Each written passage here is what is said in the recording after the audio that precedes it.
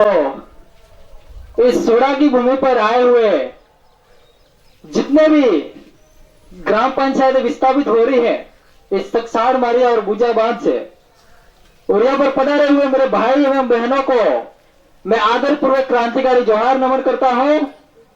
और साथियों, आप तो यहाँ पर आज जागे हो, ये कांतिलाल बिल तो जब से सकसाड़ मारिया और बुजाबाद की डीपीआर तैयार हुई थी और बोर्ड देखा था, यानी आज से 3-4 सालों पहले से संघर्ष करते आए हैं हम लोग राजू भाई सब। तो शायद उस समय जाग चुके होते हैं आप, तो आज तो ये बात तो शायद कैंसिल भी हो चुका होता। तो मैं ज्यादा बड़ी बात तो नहीं करना चाहूंगा, पर मैं पूछना चाहता हूं कि कुछ लोग ये दूर दूर बैठे हैं या खड़े हैं, मैं उन्हें पूछना चाहता हूं, क्या ऐसे खड़े रहने से सकसाड़ मारिया और बुजाबाद निरस्त हो जाएगा क्या? यहाँ पर जाजे में बिछाई हुई है, आप आकर आराम से बैठ सकते हो सकता है कल 25 सरेवा में आने वाले उनके साथ कितना प्रशासन होगा, उससे भी कम सीना तान के हमें खड़ा रहना पड़ेगा। और वहां पे हवाफार भी हो गए तो आप तो भाग जाओगे उठ के। तो आप सभी से विनती है जो दूर दूर बैठे हैं, ये जाजे में बिछाई हुई है, क्योंकि आप पूछ रहे हो तेरे यहाँ पे ये तो ना तो कीड़ा है, तो कीड़ा ये तो कोई कह रहे कोई बोले वाला हंस देंगे आप बोलता नहीं, कस सारी पूछ रहे यहाँ कोटरा में। तो आप सभी को एक बात विशेष कर बताना चाहूंगा कि 3-4 सालों से हम ये आपके सामने भाषण नहीं दे रहा हूं, आप भाषण मत समझना इसे, मैं आपको जगा रहा हूं इधर। आज तक छोड़े हुए अपने कोटरे वाले, मैं एक बात कहना चाहता हूं इस डबल इंजन वाली सरकार को कि ये सकसाड़ मारिया और बुजाबाद को लेकर बोल रहे हैं बार बार भरपूर मुआवजा मिलेगा, लेकिन आप खुद भी देख लेना जो विस्थापित होने वाले हैं लोग कोटरा के अंदर अपने 22 बार पहले बन चुके हैं छोटे बड़े, और उस बातों से विस्थापित हुए लोग अपने आदिवासी भाई, उनको यह पूछना है कि तुमको मुआवजा मिला आज तक क्यों? क्या आप पूछोगे? आपको पूछना पड़ेगा, पूछा था हम इसलिए बोल रहे हैं। और इस केंद्र सरकार और राज्य सरकार से मेरी विनती नहीं, मैं तो कहना चाहता हूं कि ये कोटरा को क्या ठेके में नहीं रखा है इस सरकारों ने? एक ही तहसील में 22 बार बांध बनाकर यहाँ के आदिवासियों को विस्थापित करके ना कोई पुनर्वास की व्यवस्था, ना कोई मुआवजा, 22 बार विस्थापित कर रहे हैं। ये कौन से कानून में लिखा है एक ही तहसील के लोगों को बार बार विस्थापित करना 22 बार? और इस केंद्र सरकार को मैं कहना चाहता हूं, अगर तुम्हें मारवाड़ को पानी पिलाना है तो सेई और साबरमती नदी के अंदर ऊपर कई डैम बने हैं। केंद्र सरकार और राज्य सरकार सुने, डबल इंजन वाली सरकार, ये एक ही ब्लॉक की कोटरा 23 और 24 बार विस्थापित नहीं होने वाली है। अगर इस मारवाड़ को पानी पिलाना है तो जो सेई और साबरमती में पूरे मैदान बने हैं और कई डैमों का पानी तो ऑलरेडी मारवाड़ के जेल में जा रहा है, अगर और भी पानी चाहिए तो दो बांध और ऊपर उठाए और ले जाए पानी। लेकिन वहां के जो लोग विस्थापित हो रहे हैं उनको हमारे कोटरा टीएसपी एरिया में ही पुनर्वास की सुविधा होनी चाहिए और जो मुआवजा है वो मिलना चाहिए।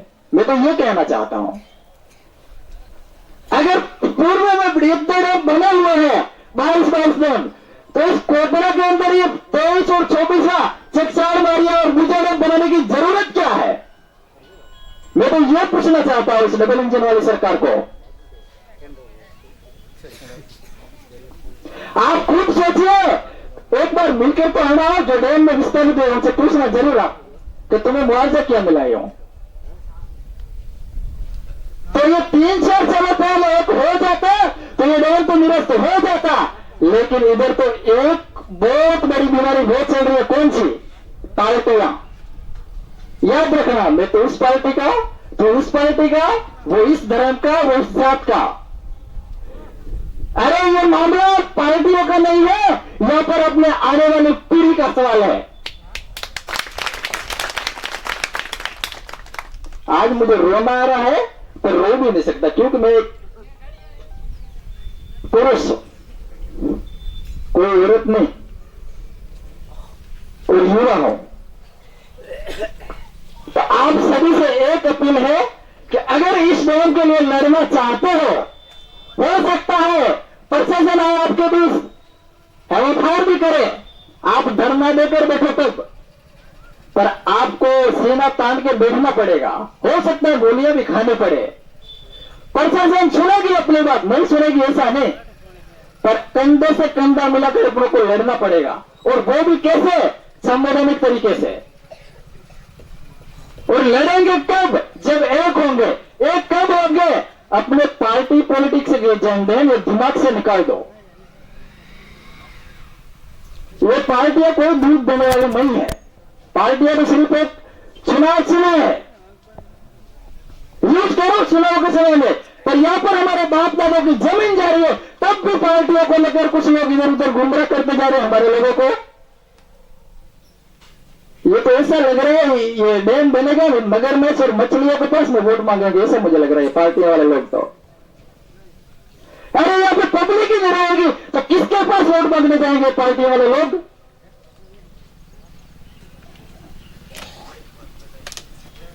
तो आप सभी से एक ही अपील है, तो पार्टियों की बात कर रहे हैं, मैं तो उस पार्टी का इस पार्टी का। जब पानी आएगा, जब पार्टियां नहीं देगा पानी, सबके घर में जाएगा। इसलिए अभी इस पार्टियों को साइड में रखो, अपनों को एक होना पड़ेगा मजबूत तरीके से। यहां पर तो ठीक है कि जिम्मेदार सरपंच भी आपका सपोर्ट कर रहे हैं, इनके लिए एक बार तालियां बजाओ। यहाँ के सरपंच आपको सपोर्ट कर रहे हैं, हमारे इधर तो धमकियां मिल रही है हमें। तो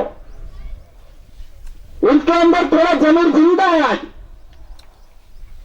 और उसने इसी सबूतों पर बोला था मैं मेरी पार्टियों की वजह से नहीं, मेरे समाज की वजह से आज सरपंच हुए सा। तो इसलिए आपको मजबूती के साथ, हो सकता है कोई डरने वाले आएंगे, कुछ बातें और करेंगे, शाम को मिलेंगे, हो सकता है किसी की फोन पर भी अभी भी बातें चल रही होंगी, और किसी को भेजा आपको जाओ वहां कौन क्या बात कर रहा है, किसके खिलाफ बोल रहा है ये। और ये शेड्यूल 5 का इलाका है, 5वीं और 6वीं अनुसूची के अंदर इलाका आता है। और विशेषकर पढ़े लिखे युवा साथियों से विनती है कि अपने मां बाप अनपढ़ है, और आप नौकरी को ध्यान में रखकर मत पढ़ो, अपने समाज की सुरक्षा के लिए भी थोड़ा पढ़ लिया करो, अपने संवैधानिक हक और अधिकार, जिसमें रूढ़ी प्रथा, ग्राम सभा, पैसा एक्ट और सुप्रीम कोर्ट के फैसले, ये कितने भी जितने भी सरकारें हैं उन सब सरकारों से बढ़कर होते हैं सुप्रीम कोर्ट के फैसले। उस सुप्रीम कोर्ट के फैसले से ऊपर कोई सरकार नहीं होती। और कई सारे जजमेंट आए हैं, उसमें सीधा लिखा है कि 5वीं और 6वीं अनुसूची वाले इलाके में चाहे केंद्र सरकार हो चाहे राज्य सरकार को 1 इंच भी जमीन नहीं है, केंद्र सरकार और राज्य सरकार की, यानी अपने इलाके में आदिवासी क्षेत्र में।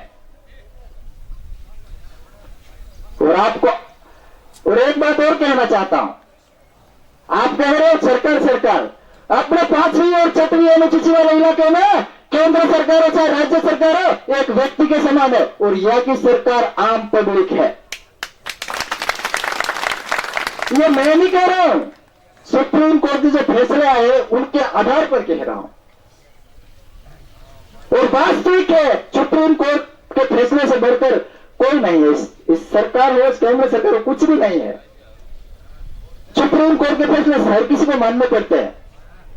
अब समय कम है, मैं ये बात नहीं कहूंगा, आपके स्थानीय लोग कहेंगे अपने को क्या करना है, कैसे लड़ना है। और पहले अपने पूर्वज जब देश गुलाम था तब तो हथियारों से लड़ते थे, हथियारों से लड़ते हुए भी ये जमीन बचाई। और उस समय क्या होता था, बंदूकों से फायर करके मार दिया जाता था।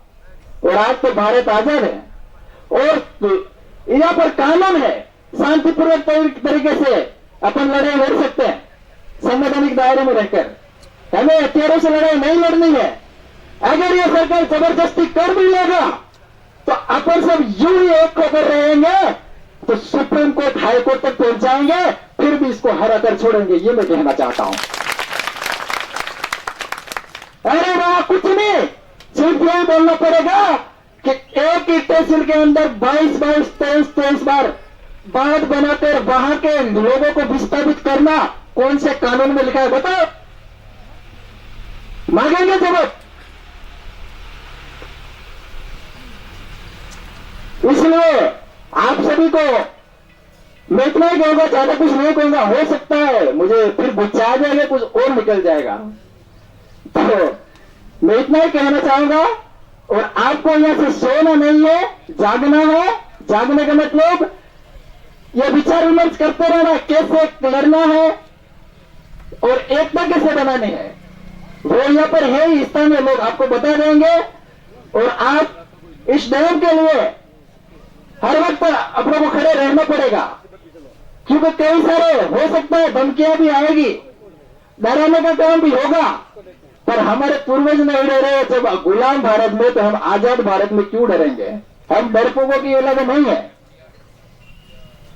तो मैं तो इतना ही कहूंगा, आप एकता बनाए रखिए और आगे की लड़ाई यूं जारी रखिए।